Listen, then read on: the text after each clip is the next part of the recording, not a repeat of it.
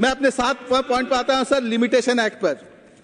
यह bill limitation act 1963 को वक्फ इमलाक पर लागू करता है और मौजूदा कानून क्लॉज 107 को मुकम्मल तौर पर खत्म कर देता है, जो अब तक वक्फ को इस एक्ट से एग्जेम्प्ट करार देती थी। क्लॉज 107 को हटाकर कॉन्स्टिट्यूशन के आर्टिकल 14, 15 और 26 की सरी खिलाफवर्जी है। लिमिटेशन एक्ट एक आम कानून है और इसे वक्फ जैसे मखसूस मजहबी कानून पर लागू करने से इनक्रोचर्स वक्फ के जमीनों पर एडवर्स पोजीशन के जरिए मिल्कियत का दावा कर सकेंगे। यह कानून वक्फ के दायमी तस्वुर यानी हमेशा के लिए दीनी और फलाही मकसद से वक्फ की गई जायदादों की बुनियादी नजरिए को तोड़ता है। मजीद तशवीश की बात है कि वक्फ इमलाक जैसा कि मसाजिद, कब्रिस्तान, मदारिस वगैरह अब तक रियासती हुकूमत के दायरे अख्तियार में थे, लेकिन ये बिल उन्हें मरकजी हुकूमत के मातहत लाने की कोशिश करता है, यानी स्टेट वक्फ बोर्ड को बाईपास किया जा रहा है। ये एक एंटी फेडरल कदम है सर, और सेंट्रलाइजेशन ऑफ पावर। इस बिल में क्लॉज 108A भी शामिल किया गया है, जो सेंटर को यह अख्तियार देता है कि वो जमीन से ताल्लुक कानून बना सके। सर, हम लोग सबको मालूम है कि land is a state subject, खा स्टेट के दायरे में ही क्यों ना हो। यह बिल मजहबी, समाजी और माशरी बहबूद माने वेलफेयर को मुतासिर कर सकता है और वक्फ इमलाक को गैर कानूनी कब्जों के लिए खुला छोड़ देगा, क्योंकि इसमें कोई लीगल सेफगार्ड नहीं रखा गया है। सर, पहले 2 साल की सजा थी, उसको कम करके 6 महीना कर दिया गया, जो इनक्रोचर्स के लिए, और जो ऑफेंस कॉग्निजेबल और नॉन बेलेबल था, अब उसको बेलेबल कर दिया गया। सर, मैं अपने अगले पॉइंट पर आता हूं, 8 नंबर पर, कि centralization of power in government officials. इस बिल का शायद सबसे खतरनाक पहलू यह है कि यह तमाम अख्तियारात सरकारी अफसरों को देता है और अदालतों, कम्युनिटी इदारों और वक्फ बोर्ड को टूथलेस कर देता है। जेपीसी रिपोर्ट के बाद अब बिल में क्लॉज शामिल किया गया है कि एक नामजद अफसर जो जिला कलेक्टर से ऊपर का दर्जा होगा, यह फैसला करेगा कि कोई जायदाद वक्फ है या नहीं।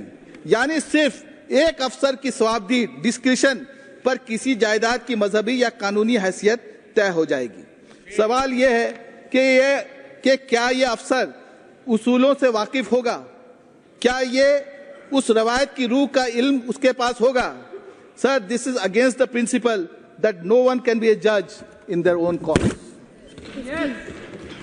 ये आर्टिकल 25 और 26 की खुली खिलाफ वर्जी है। सर, मैं अपने 9th पॉइंट पर आता हूं कि ट्राइब्यूनल्स के फैसले फाइनल होते थे, अब वो फाइनलिटी खत्म हो गई।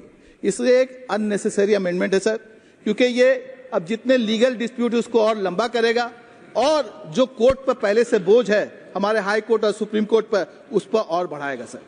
मगर ये तरमीम दीगर मजहबी कानून के मुतज़ाद है, क्योंकि दूसरे मज़ाहिब के चैरिटीज़ में ट्राइब्यूनल के फैसले को हतमी तस्लीम किया जाता है। माने फाइनल दूसरा जितना भी ट्राइब्यूनल है उसका फैसला, खाली इसी को फाइनल नहीं किया गया।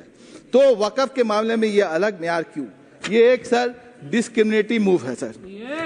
मैं कहना चाहता हूं कि ये सरासर डायरेक्ट अटैक ऑन फेडरलिज्म है।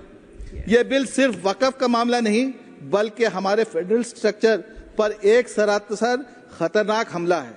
यूनियन गवर्नमेंट पूरे मुल्क में वक्फ के मामलात को बराह रास्त कंट्रोल करके रियासतों के दायरा अख्तियार को नजरअंदाज कर रही है। ये एक खतरनाक मिसाल काम करेगी।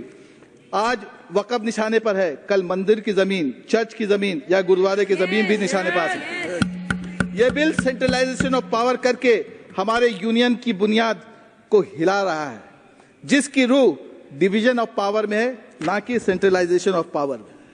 मैं इस ऐवाम के तमाम मुअज़्ज़िज़ मेंबरान से गुजारिश करता हूं कि वो इस बिल की मुखालफत सिर्फ मजहबी आइनी बुनियाद पर ही नहीं, बल्कि फेडरल प्रिंसिपल्स की बुनियाद पर भी करें। सर, मैं यहाँ केरल के मुनम्बम इलाके का भी जिक्र करना चाहता हूँ, जहाँ 700 से ज़ायद ख़ानदान बरसों से आबाद हैं।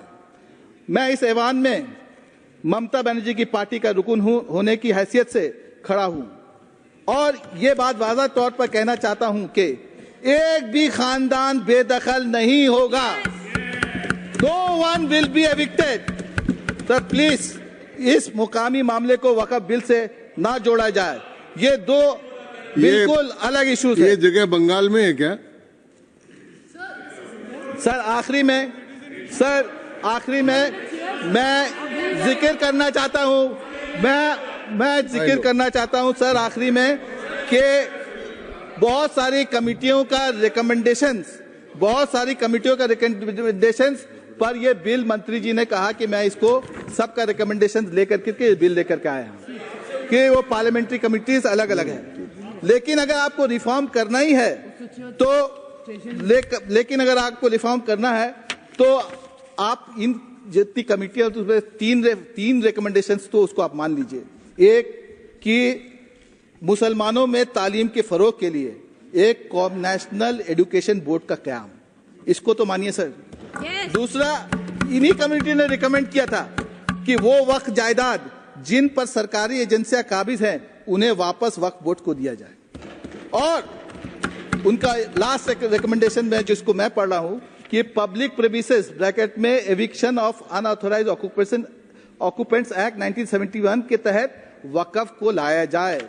सर मैं हैरान हूं कि इन्होंने ये सब रिकमेंडेशन का कहीं पर भी जिक्र नहीं किया। इसमें जो बिल आया इसमें नहीं है, बल्कि अभी जो 2014 में एंटी एनक्रोचमेंट एक्ट वक्फ का जो था, जो राज्यसभा में लाइव था, उसको ये बिल पेश करने से पहले उन्होंने विड्रॉ कर लिया। सर अगर आज वक्फ निशाने पर है तो याद रखिए कल किसी को भी मंदिर, चर्च, गुरुद्वारे पर भी यही कानून लागू किया जा सकता है, किसी के भी। आइए हम खुलकर बात करें। वक्फ कोई आम इदारा नहीं, ये एक रूहानी विरासत है, एक ईमानी अमानत है जिसकी जवाबदेही मुकद्दस फर्ज है और जिनसे आज खयानत हो रही है। सर मैं इस मुअज़्ज़ज़ ऐवान से पुरखुलूस अपील करता हूं, इस बिल को मुकम्मल तौर पर मुस्तरद कर दिया जाए। अगर इस्लाह करना, अगर रिफॉर्म करना है तो मिल्लत के एतमाद, मशवरे और शराकत के साथ की जाए, ना कि ज़बरदस्ती।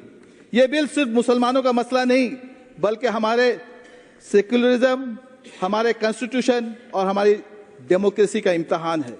ये मत भूलिए कि तारीख सब याद रखती है और यकीनन तारीख याद रखेगी कि हमने इस मौके पर इंसाफ का साथ दिया या खामोशी अख्तियार कर ली। सर आइए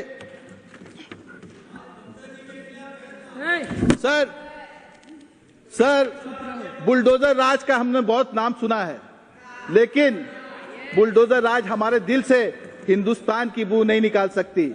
सर मैं कह सकता हूं कि हमारे पुरखों की कब्रें यहाँ हैं, हमारी भी होगी, हमारे बच्चों की भी होगी। मजहब नहीं सिखाता आपस में बैर रखना, हिंदी है, हम वतन है, हिंदुस्तान हमारा।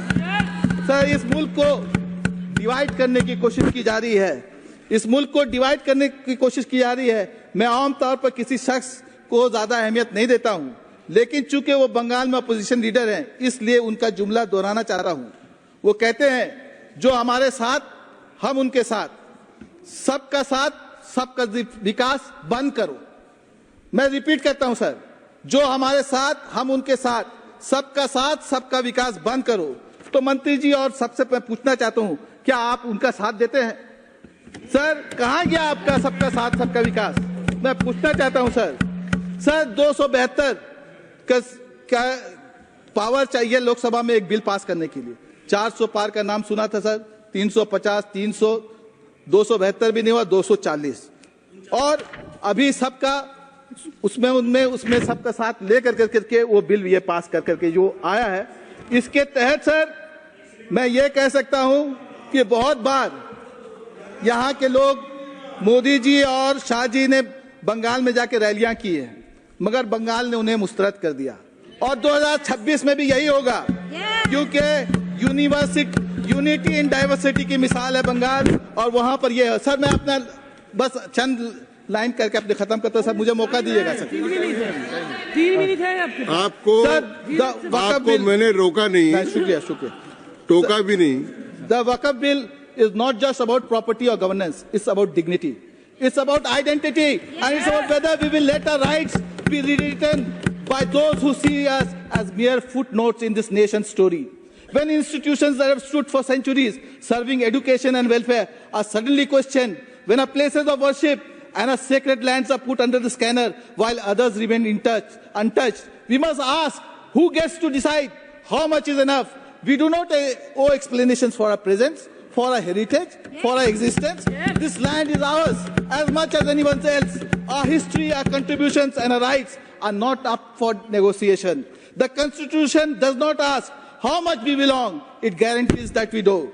अगर खिलाफ है होने दो, जान थोड़ी है, ये सब धुआं है, कोई आसमान थोड़ी है, लगेगी आग तो आएंगे घर कई जद में, यहाँ सिर्फ हमारा मकान थोड़ी है, हमारे मुंह से जो निकले वो सदाकत है, हमारे मुंह में तुम्हारी जबान थोड़ी है। मैं जानता हूं कि दुश्मन कम नहीं, लेकिन हमारी तरह हथेली पे जान थोड़ी है। जो आज साहिब मसनद हैं कल नहीं होंगे, किराएदार हैं जाती मकान थोड़ी है। सभी का खून है शामिल यहाँ की मिट्टी में, सभी का खून है शामिल यहाँ की मिट्टी में, किसी के बाप का हिंदुस्तान थोड़ी है। जय हिंद। धन्यवाद।